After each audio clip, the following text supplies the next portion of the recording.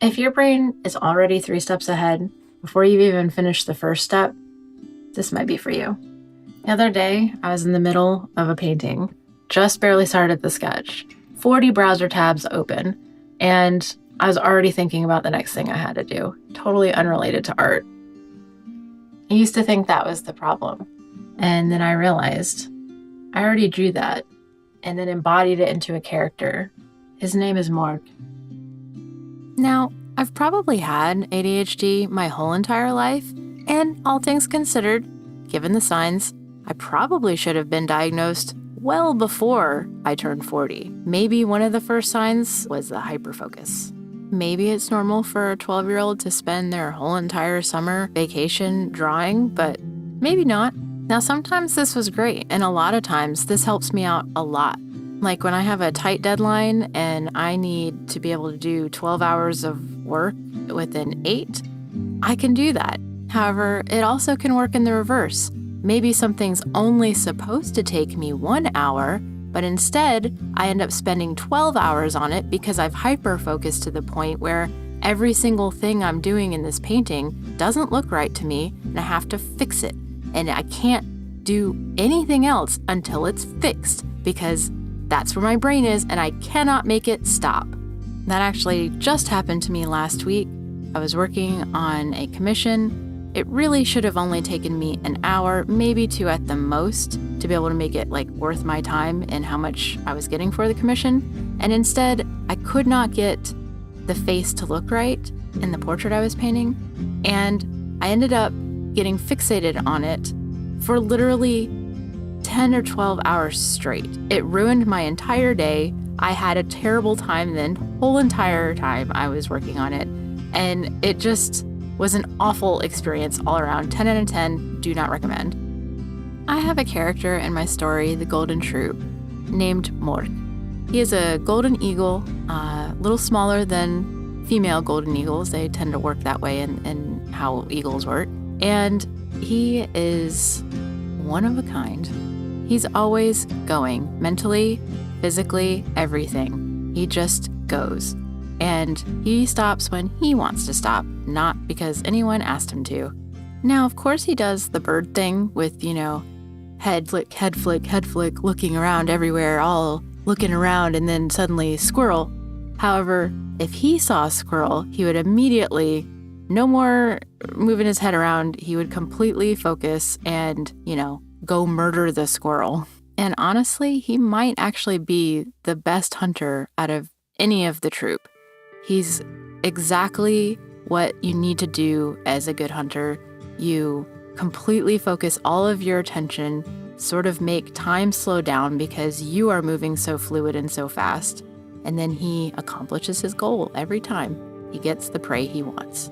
And honestly, over the years, as I've been thinking about Morgh and who he is and how he acts, I realized, that's me. This is sort of like me and how I manage to just always get what I want out of my art and where I always get it to the way I want it to look eventually.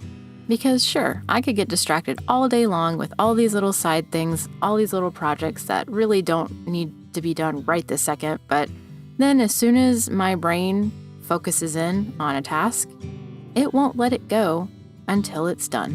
And this is kind of why I draw him the way I do. I mean, yes, he's an eagle, right? So intensity is sort of the name of the game there. But you'll notice I don't really have a lot of pictures where he seems, distracted or looking around or just not sure of what he wants to do. Every single picture I have of Morgh is pretty much determined, set, focused, which might kind of be the opposite of what you think about when you think of someone with ADHD. And much like myself, this can get him into trouble because he's so focused on his query and how to get it that he doesn't ask questions about it like, will I break all of my hollow bones when I go in for this kill at 200 miles per hour in a stoop? He just doesn't care about those sort of things that, maybe he should care about.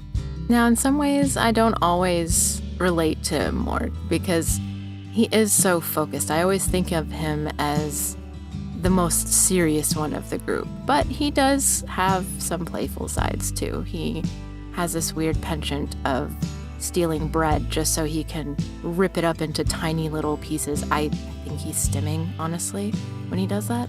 And yeah, but because I think of him as always the serious one, I don't often always think of different scenarios for him like I do for some of the other characters in the story.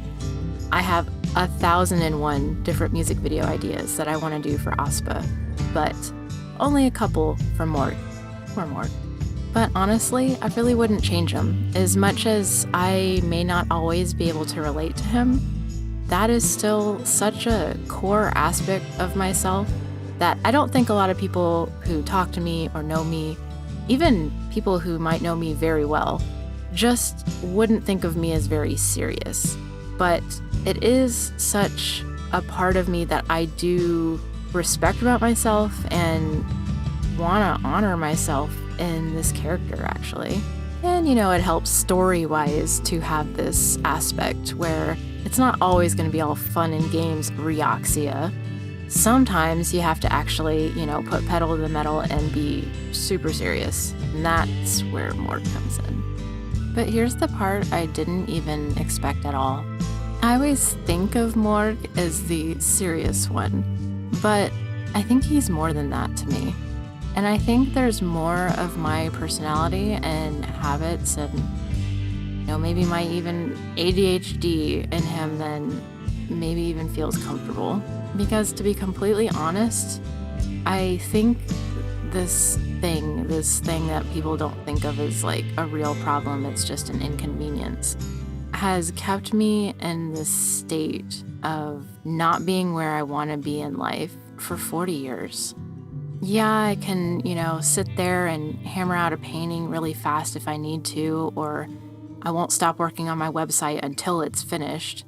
But also I'll stay in relationships that I should have left years ago because I'm just certain that if I just stick around and try harder, then surely I'll make it work.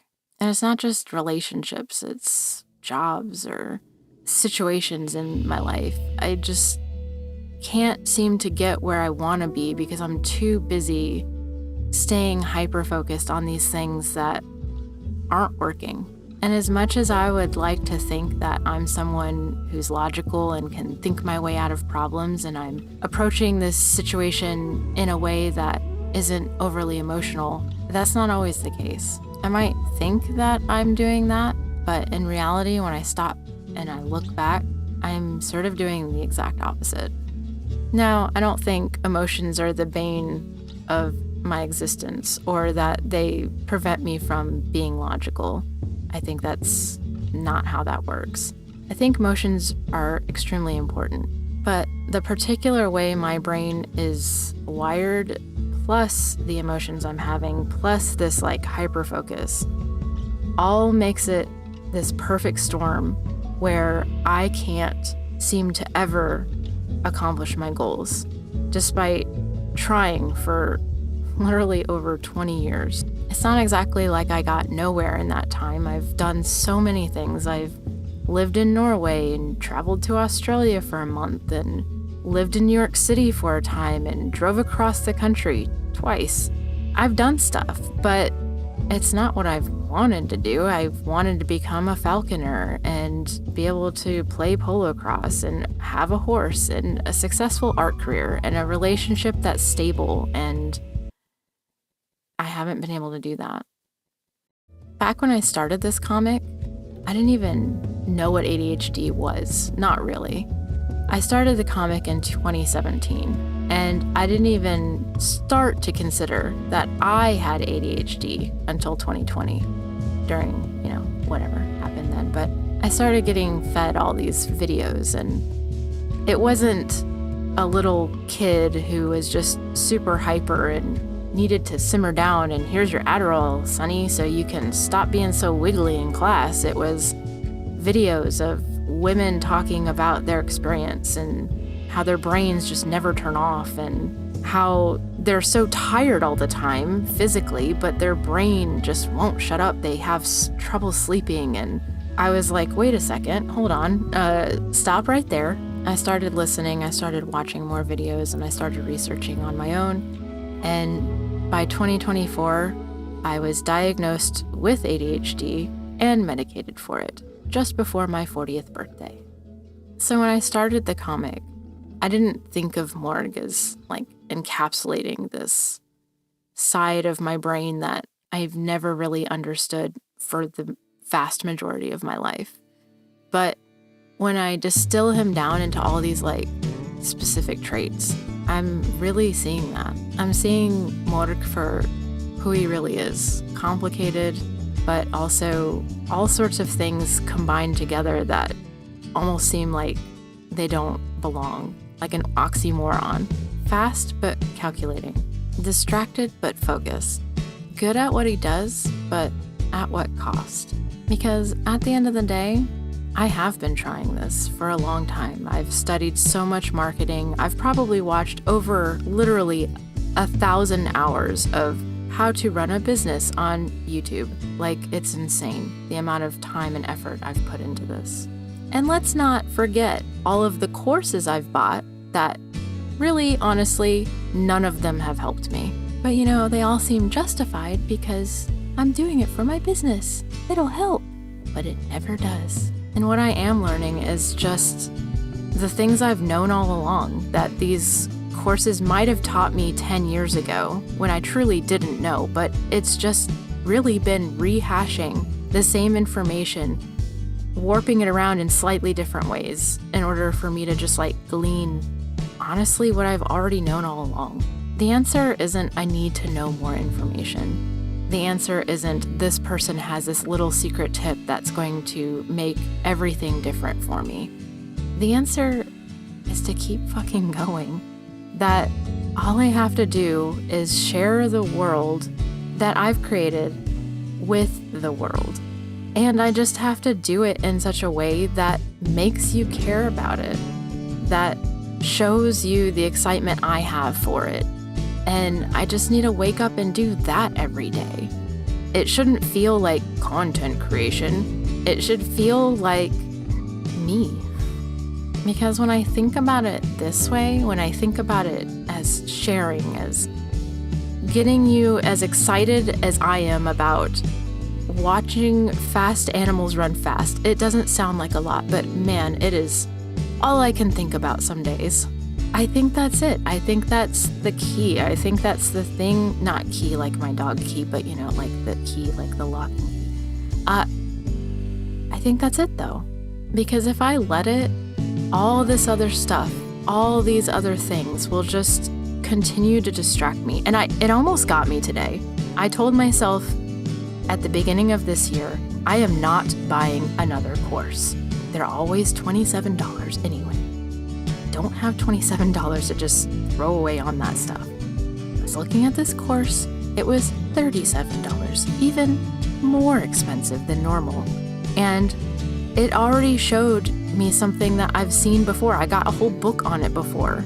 This guy tried to sell me a like $27,000 course on it before. I said no to that, obviously. And I still sat there and considered. I looked at discount codes for it. I couldn't find any, by the way. And then I got distracted, had to do something else, like eat breakfast. And then I came back and that tab was still open. I closed it out. I didn't even look at it again. I was like, you know what? No. And I just clicked it off because I almost broke my rule for the year. Stop buying courses. They don't help me.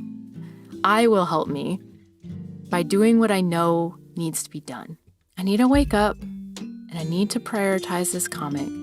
And I need to share that comic with all of you. And I hope I can get across how cool these characters are and how much I love this world and how much that I just care about everything. Myself, you, the world, all of it. And hopefully along the way, maybe even share some of my thoughts about life and death and work ethic and happiness and love and good and evil. I have so many opinions on all of those things.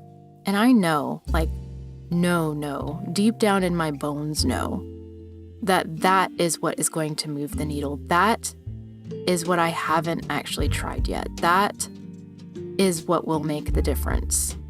If I just focus on that every single day and work toward it, that will be the thing that makes the Golden Troupe a success and make it the project I've always hoped it could be. And that is what is going to keep me going. Do you have a character that you built, or from anything really, that like you feel you built from a part of your own brain? Morgh isn't alone. There's others in the troupe as well, each with something different that they're carrying. There's kind of a character for every type of brain. If you're interested in hearing more about these different characters and how their minds work, then you can see that over on the Slipstream. That's on Patreon, but I do have a bit of an exclusive for you here in this video. And that is that I'm about to make it so the first volume of the Golden Troupe is available for you to be able to buy as a paperback book, which is something I've been trying to get done for over a year now. And that's why this paperback is going to exist for y'all, because I finally stopped looking for the secret and just made the thing. I just ordered the proof, and I am waiting to see how it looks before I offer it out into the wild. Hopefully it's good, because I don't know what to do if it isn't. Anyway, gotta go. I got more world to make.